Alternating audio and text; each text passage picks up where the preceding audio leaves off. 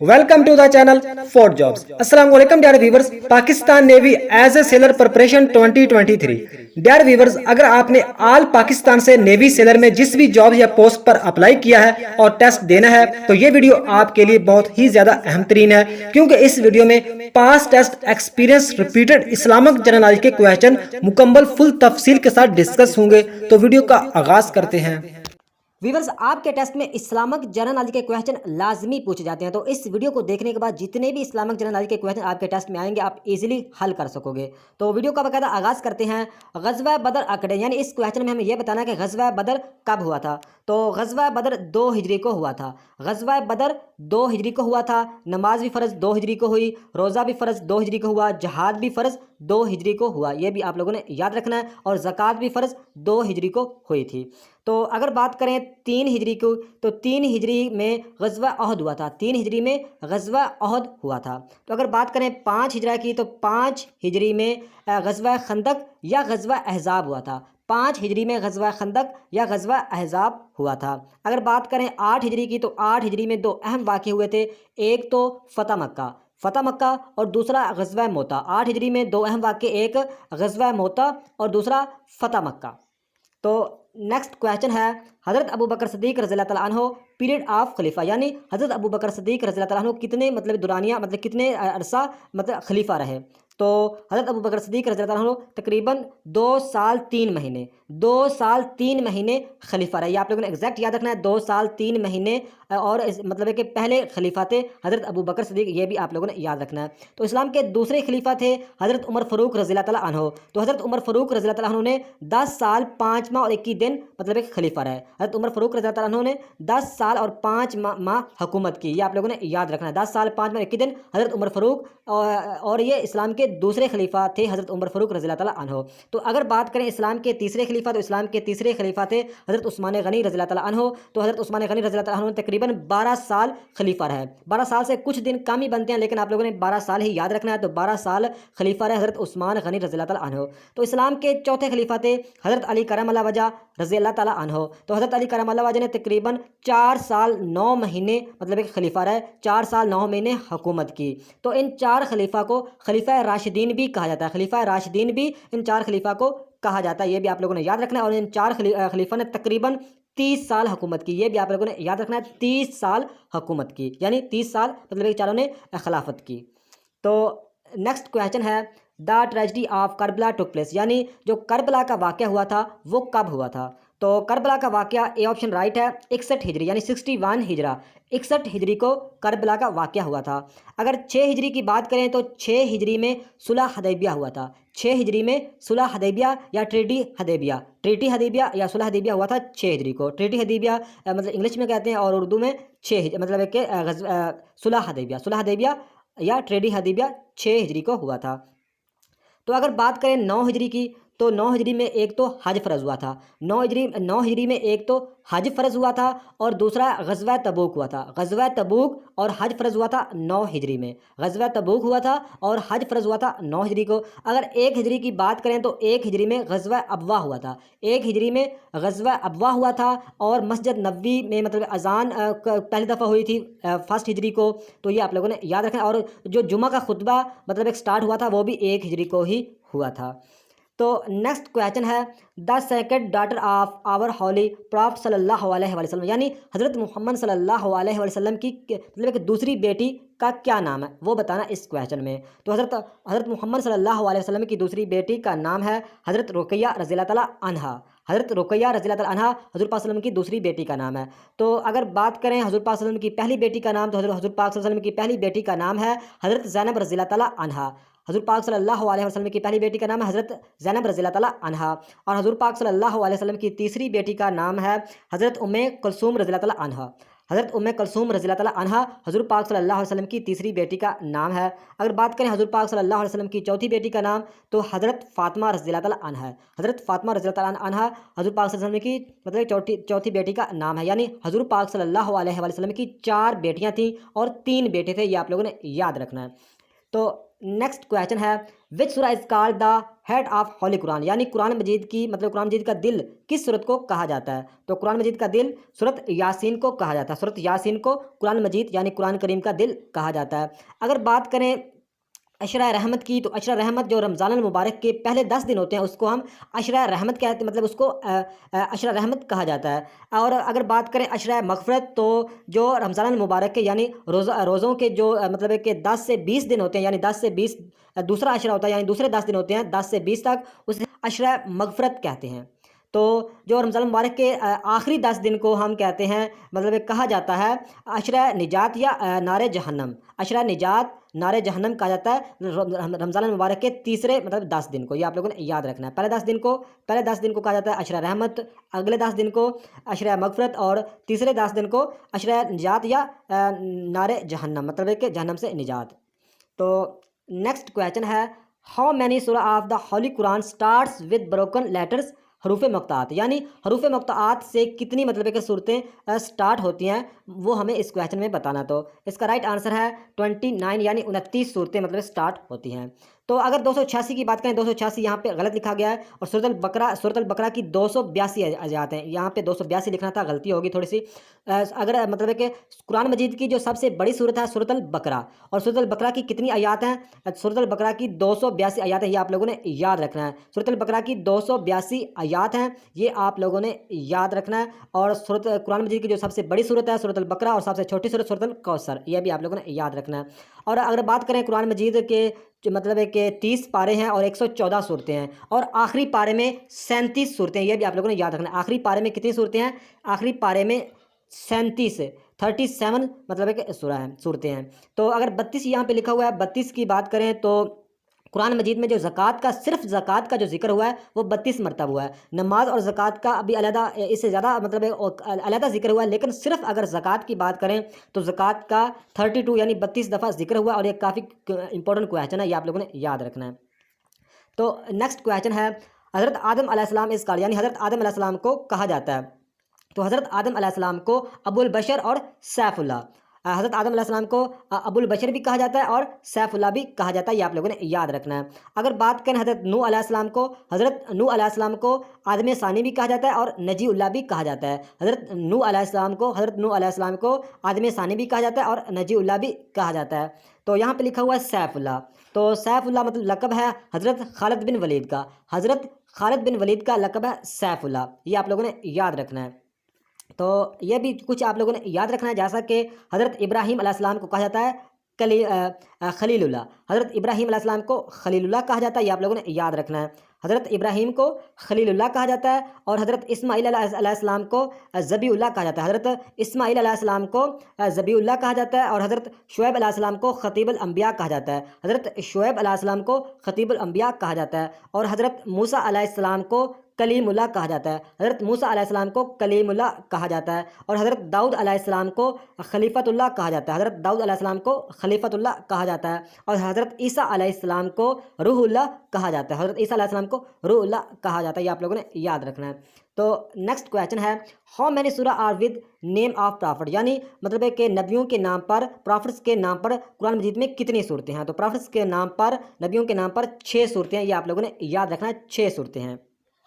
तो यहाँ पे 4 लिखा हुआ है, तो हज़रत मोहम्मद सल्लल्लाहु अलैहि वसल्लम का नाम कुरान मजीद में 4 मरतबा आया, ये आप लोगों ने याद रखना है। और अगर बात करें यहाँ पे एक और 4 लिखा हुआ था, हुज़ूर पाक सल्लल्लाहु अलैहि वसल्लम ने जो उम्रा किए थे 4 उम्रे किए थे, एक हज की थी हुज़ूर पाक सल्लल्लाहु अलैहि वसल्लम ने, जो जिसे हम बड़ी हज बोलते हैं, एक मतलब है कि हज की थी और 4 उम्रे किए थे, और 4 मरतबा ही हज़ूर पाक यानी हज़रत मोहम्मद सल्लल्लाहु अलैहि वसल्लम का जिक्र कुरान मजीद में आया है, ये आप लोगों ने याद रखना है। तो नेक्स्ट क्वेश्चन है, विच सूरा इज कॉल्ड अरूसुल Quran the bride of the Quran, यानी किस सूरत को अरूसुल कुरान कहा जाता है? तो सूरत रहमान को अरूसुल कुरान कहा जाता है, ये आप लोगों ने याद रखना, अरूसुल कुरान सूरत रहमान को कहा जाता है। तो नेक्स्ट क्वेश्चन है, the gap between first and second वही वाज डैश मंथ, यानी इस क्वेश्चन में हमें यह बताना है कि जब पहली वही मतलब एक नाज़िल हुई थी, पहली वही, पहले आप लोगों को पहली वही के बारे में बता दूं कि पहली वही में 5 आयात थी, सूरत अलग थी, सूरत अलग की 5 आयात थी जो पहली वही में नाज़िल हुई थी, ये आप लोगों ने याद रखना है। तो इस क्वेश्चन में हमें यह बताना है कि पहली वही और दूसरी वही के दरमियान में कितने मतलब है कि अरसे का गैप था, कितने अरसे के बाद दूसरी वही नाज़िल हुई? तो वो गैप था 2 साल 6 महीने, यानी पहली वही मतलब एक सूरत अल अलक की 5 आयात नाज़िल हुई, तो उसके बाद तकरीबन 2 साल 6 मंथ बाद दूसरी वही नाज़िल हुई। ये आप लोगों ने याद रखना है, काफ़ी इंपॉर्टेंट क्वेश्चन है। तो यह 5 लिखा हुआ आप लोगों को मैंने बता दिया है कि 5 मतलब है कि जो पहली वही नाज़िल हुई थी उसमें 5 आयात थी और सूरत का नाम था सूरतुल अलक। सूरतुल अलक की 5 आयात पहली वही में नाज़िल हुई थी, ये आप लोगों ने याद रखना है।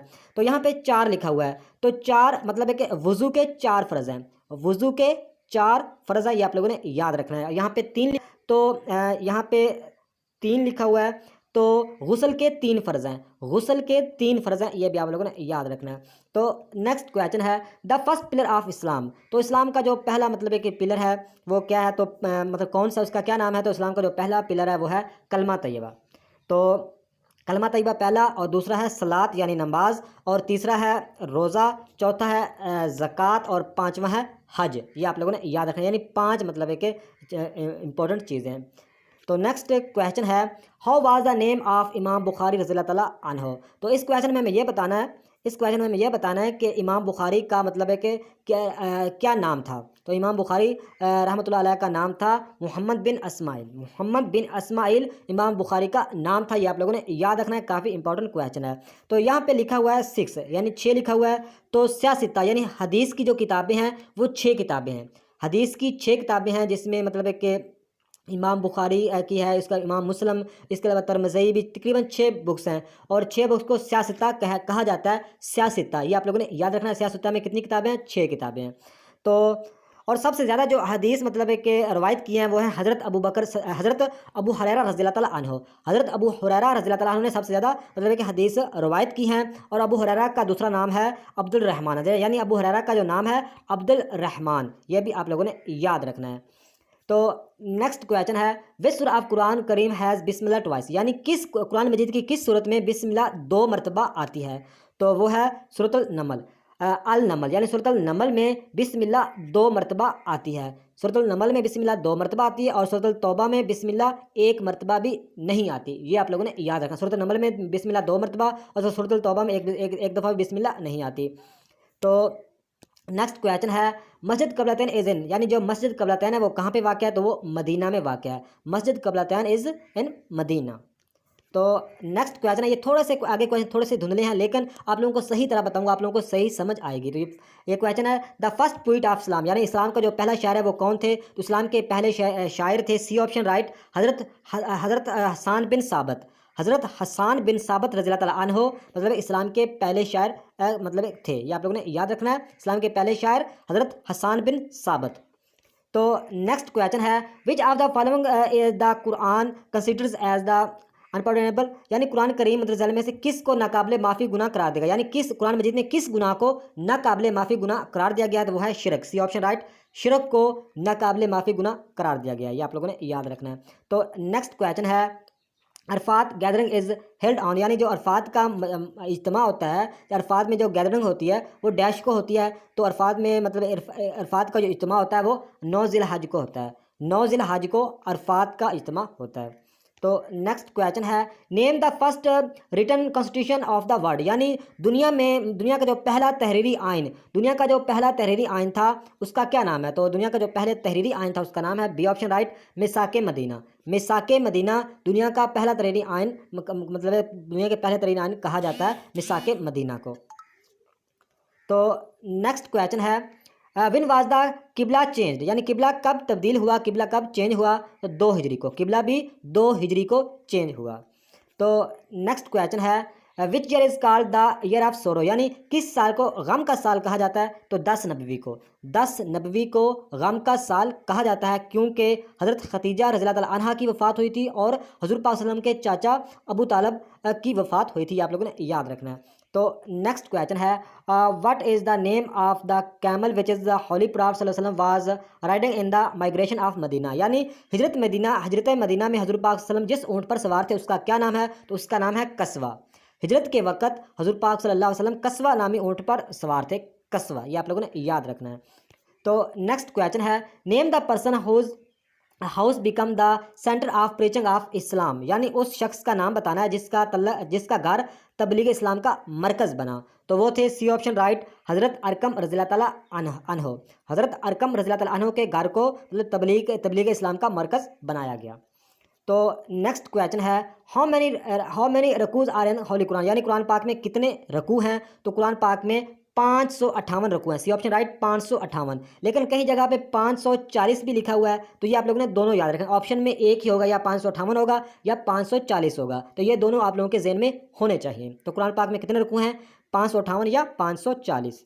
तो और कुरान मजीद में आयात कितनी है, 6666। ये भी आप लोगों ने याद रखना है, 6666 आयात हैं, और रकू कितने हैं, 558 या 540।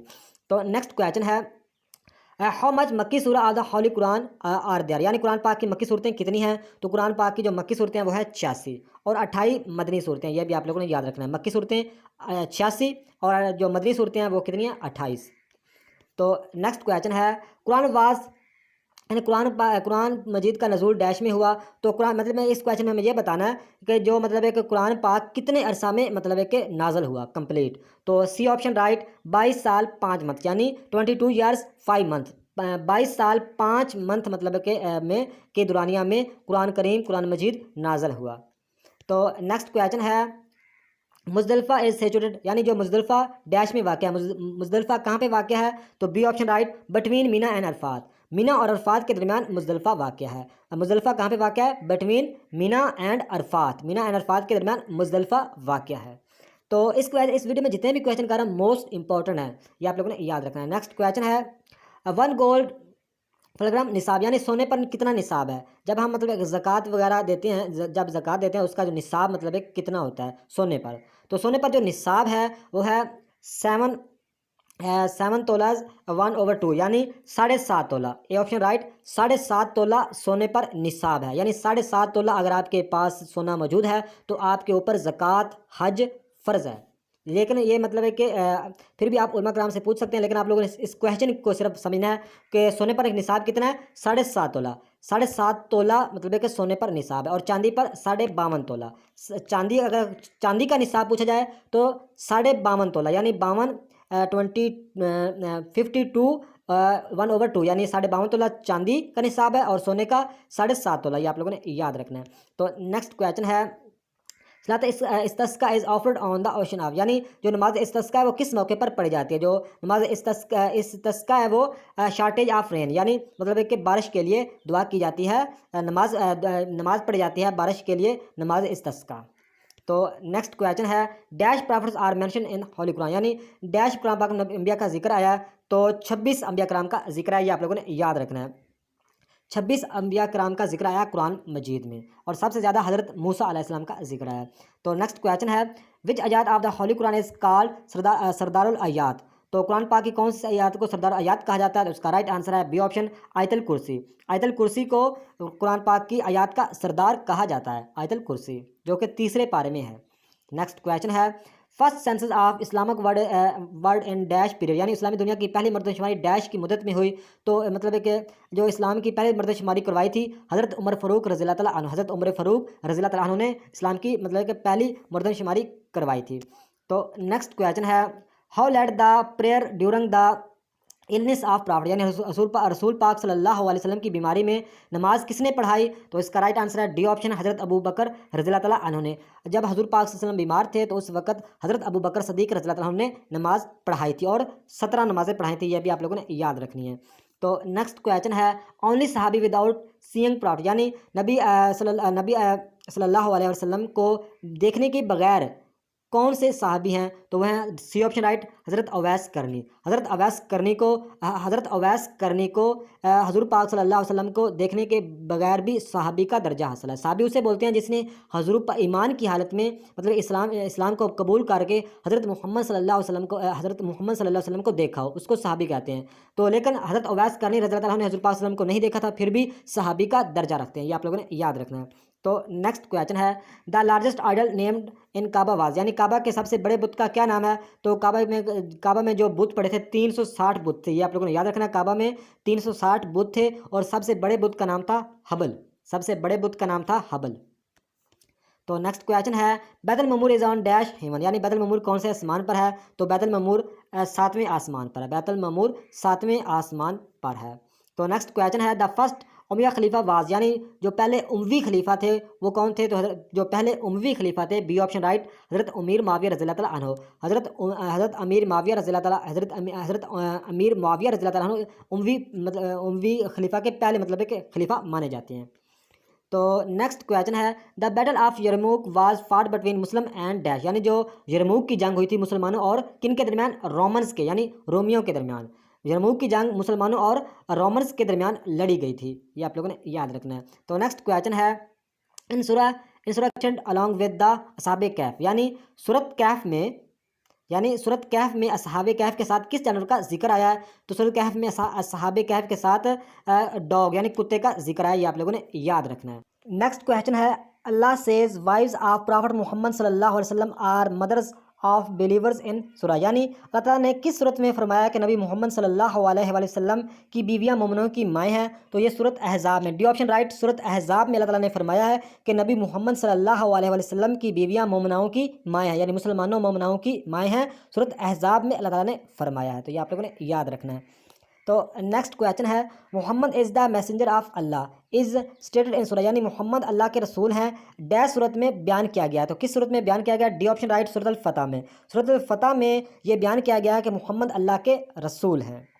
तो नेक्स्ट क्वेश्चन है इन हज touching the black stone is called, यानी हज में हजर असवद को छूना डैश कहलाता है? तो हज में हजर असवद को छूना इस्तलाम कहलाता है। इस्तलाम कहलाता है हज में हजर असवद को छूना, यानी ब्लैक स्टोन को छूना हज में क्या कहलाता है? इस्तलाम कहलाता है।